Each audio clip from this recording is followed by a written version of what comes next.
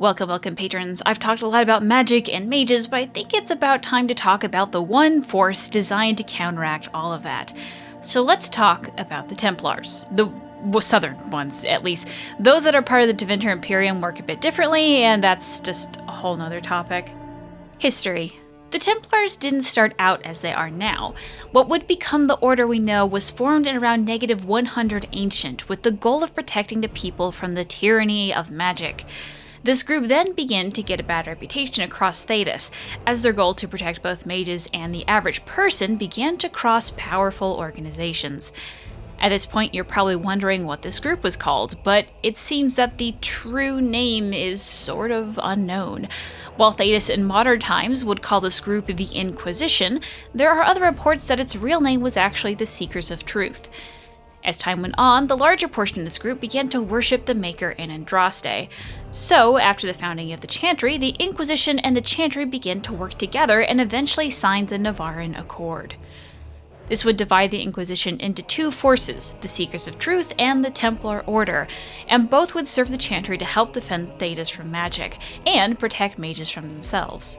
From here, both orders have a unique history, so I'm actually going to be splitting it up into two for this video. So from here on out, we're going to focus on the Templars, and later on we will talk about the Seekers. So for the most part, what you need to understand about the Seekers is that the Templar Order is sort of like the police and the Seekers are the FBI. The Seekers handle bigger cases and have superiority over all Templars. We're also pretty mysterious, with some Templars not even knowing they exist.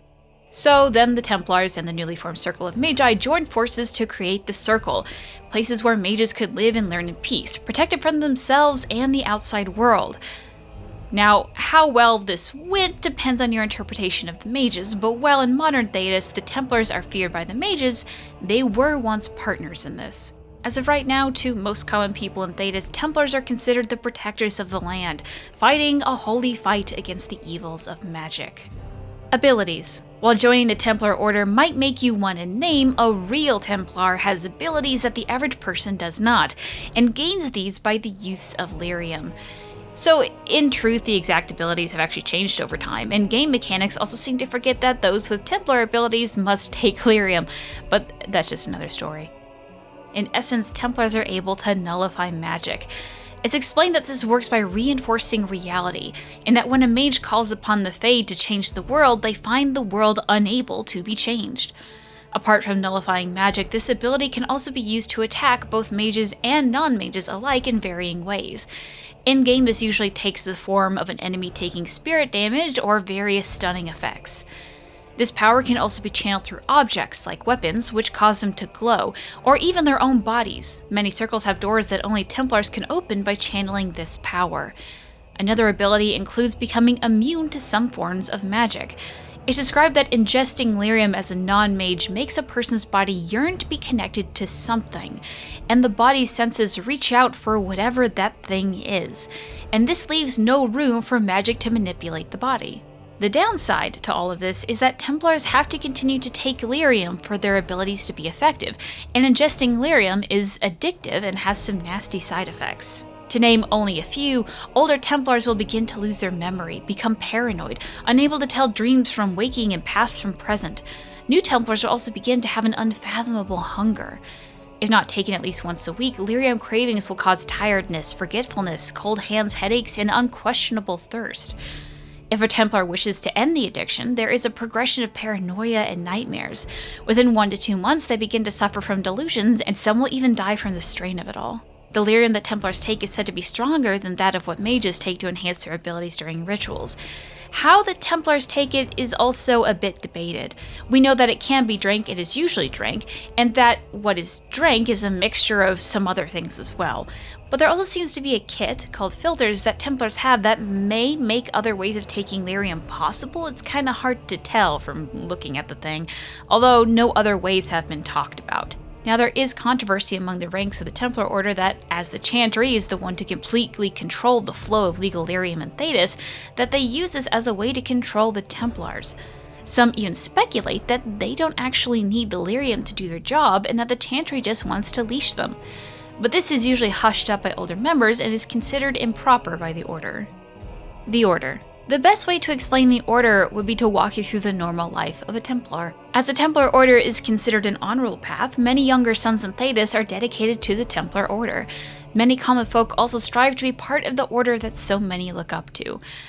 While most that go into the order are human men, women and other races can become part of the order. It's just rare. Templars also favor recruits that show extreme loyalty to the Chantry and its beliefs, which has caused a high portion of Templars that are almost fanatic to the Chantry rather than open about the plight of their charges. When a child enters the order, they are subject to rigorous studies and training to hone their abilities. Many young Templars actually train alongside recruits of the priesthood, and only differ in that Templars receive martial training. In their teens and before the final vows are taken, a Templar recruit would go through a vigil.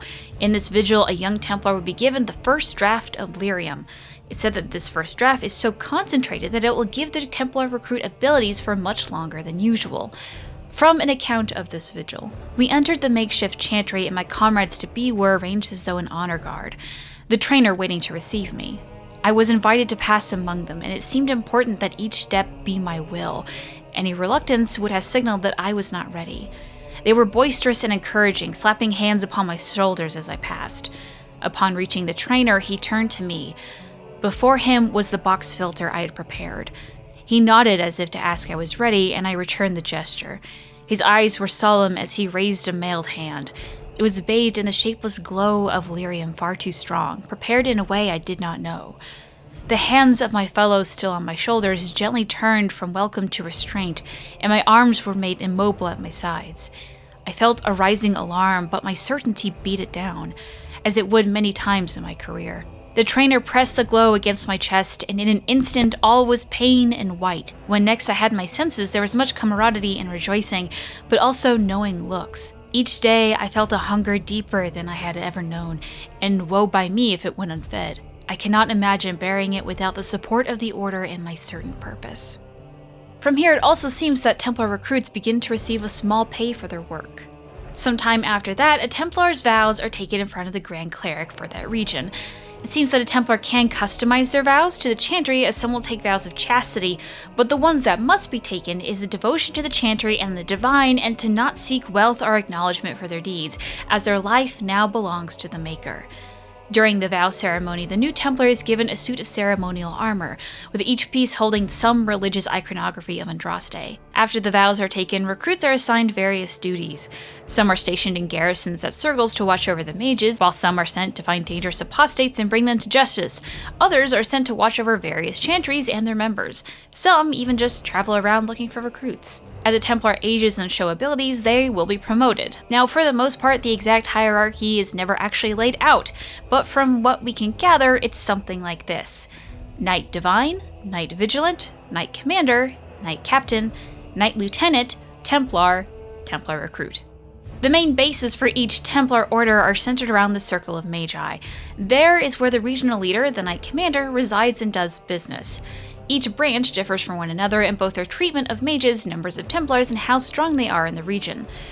Commanding all of the branches is the Knight Vigilant, who controls the White Spire and Val Rayo. There are also Templars who serve the Divine herself, called Knights Divine. In an interview with David Gator many years ago, he talked about the Knights Divine actually being the true leaders of the Templar Order and are the ones to set the rules for the Templars. As they age, Templars are allowed to get married and have families, but there are limits. Spouses and families of Templars are to be a Templar's second priority, and as such, spouses are encouraged to have their own jobs and land to raise their family on, as Templars are often away from their homes. Templars are also not allowed to marry other Templars and mages, as is thought of as a conflict of interest. When Templars retire with honor, they are given a small stipend of lyrium to feed their addiction.